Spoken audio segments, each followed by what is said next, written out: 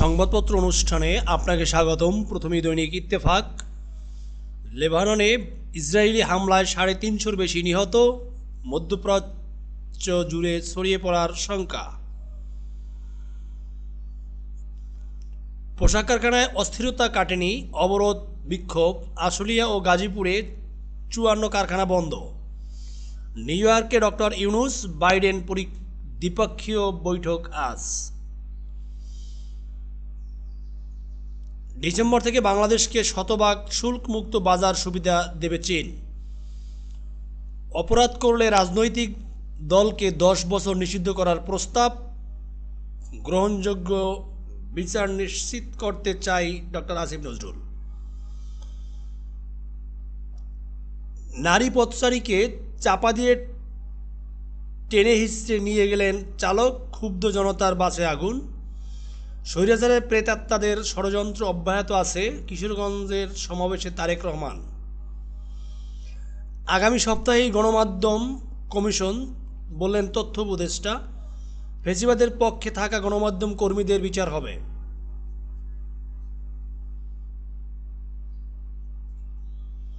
দৈনিক সমকাল। ছাত্র জনতার অভ্যুত্থানে ১৩৫ শিক্ষার্থীর প্রাণ ক্ষয়। রাজধানী ও উপকণ্ঠে অন্তত ৯৬ শিক্ষার্থী নিহত। যাত্রাবাড়ি শনিরাখায় সর্বোচ্চ হত্যা ২০ জনকে। তামিরুল মিল্লাত ৫ জন, সাউথ ইস্ট ৪ জন, কবি নজরুল কলেজ ৪ জন, তোরারাম কলেজ ৪ জন। এর বাইরেও থাকতে পারেন প্রাণ হারানো শিক্ষার্থী। কত মানুষের মৃত্যু এখনও অজানা। স্বাস্থ্য অধিদপ্তর বলছে ৬৩১, HRSS ৮৭৫। ছাত্র আন্দোলনের স্বাস্থ্য উপকমিটি ১৪২৩ জনকে শনাক্ত করতে পেরেছেন।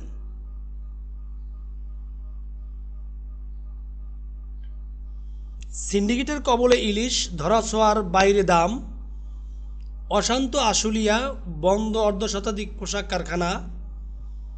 সালাম, দোভাষে চট্টগ্রামের সর্বনাশ। চলতি হিসেবে ৯ ব্যাংকের ঘাটতি ১৮,১৬৭ কোটি টাকা। ইসরায়েলি বর্বরতায় এবার রক্তাক্ত লেবানন। দৈনিক যুগান্তর। ১,৪৮২ কোটি টাকার সার গায়েব, উদ্ধার হয়নি ৩ বছরেও। গণতান্ত্রিক প্রক্রিয়া এগিয়ে নেওয়া গুরুত্ব পাবে। ডক্টর ইউনূস জো বাইডেন বৈঠক আজ। ৮টি ধারা সংশোধনের খসড়া প্রস্তাব প্রস্তুত। আন্তর্জাতিক অপরাধ ট্রাইব্যুনাল আইন। মৃত্যুর কাছে হার মানল বগুড়ার গুলিবিদ্ধ রাতুল। ফের পোশাক শ্রমিকদের বিক্ষোভ, সড়ক অবরোধ। বিপদ কেটে যায়নি, সতর্ক থাকতে হবে বললেন তারেক রহমান। ১১,০০০ কোটি টাকা আদায় অনিশ্চিত। ইউসিবি থেকে ৫০ কোম্পানিকে ঋণ বিতরণে অনিয়ম। দৃশ্যমান হচ্ছে টাস্ক ফোর্সের কার্যক্রম। দৈনিক আজকের পত্রিকা। সম্পর্ক সচলে উদ্যোগী ভারত, বাংলাদেশ ভারত কূটনীতি। ডক্টর ইউনূসের সঙ্গে ফোনে কথা বলছেন নরেন্দ্র মোদী। নিউ ইয়র্কে ভারতের পররাষ্ট্রমন্ত্রী এস জয়শঙ্কর ও পররাষ্ট্র উপদেষ্টা মোহাম্মদ তৌহিদ হোসেনের বৈঠক। ইলিশ কূটনীতির মাধ্যমে বাংলাদেশ সরকারের সাড়া।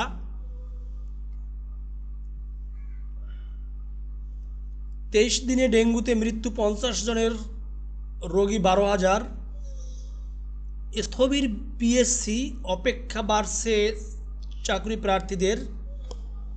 বিসিএস পরীক্ষা দফায় দফায় স্থগিত ৪৪তম বিসিএস মৌখিক পরীক্ষা। ঝুলে আছে ৪৫তম বিসিএস এর লিখিত পরীক্ষার ফল। ৪৬তম বিসিএস এর লিখিত পরীক্ষাও স্থগিত। নিউ ইয়র্কের পথে প্রধান উপদেষ্টা, বাইডেনের সঙ্গে বৈঠক আজ। পরিস্থিতি আবার অশান্ত, রাস্তায় শ্রমিকেরা। ঢাকা গাজীপুরের শিল্প অঞ্চল। অবরোধ প্রত্যাহার, স্বাভাবিক হচ্ছে পার্বত্য জেলা। ট্রাফিকের দায়িত্ব পালন করা কয়েকজন হামলায় জড়িত। বুকে পেটে জোড়া লাগানো রিফা শিফা এখন আলাদা। দৈনিক দেশ রূপান্তর, ঋণের সুফল পেতে চাই শৃঙ্খলা। 9 ব্যাংকের চলতি হিসাব ঘাটতি 18,000 কোটি টাকা। গণহত্যায় দায়ী রাজনৈতিক দল নিষিদ্ধ হতে পারে 10 বছর। টেকসই উন্নয়নে আর্থিক ব্যবস্থার সংস্কার প্রয়োজন। অমিত শাহর মন্তব্যের কড়া প্রতিবাদ। বেতন বাড়াতে রাজি নন মালিকরা, শ্রমিক বিক্ষোভ। ট্রাইব্যুনালে শেখ হাসিনার বিরুদ্ধে গুমের অভিযোগ। কেজি দরে বেচে দিলেন বাস। আগামী সপ্তাহে গণমাধ্যম সংস্কার কমিশন, বললেন নাহিদ। কৌশলে টিকে থাকার লড়াই, শেষে প্রকাশ্যে শিবির। ঢাকা বিশ্ববিদ্যালয়, 50 দিন লড়াই করে মৃত্যুর কাছে হার মানল রাতুল। স্বাভাবিক হতে শুরু করেছে পাহাড়ের জনজীবন। বাংলাদেশ প্রতিদিন, দেশের বাহিরের খবর। যুদ্ধের মধ্যেই বসছে জাতিসংঘ অধিবেশন। শপথ নিলেন দিশা নায়েক শ্রীলঙ্কার।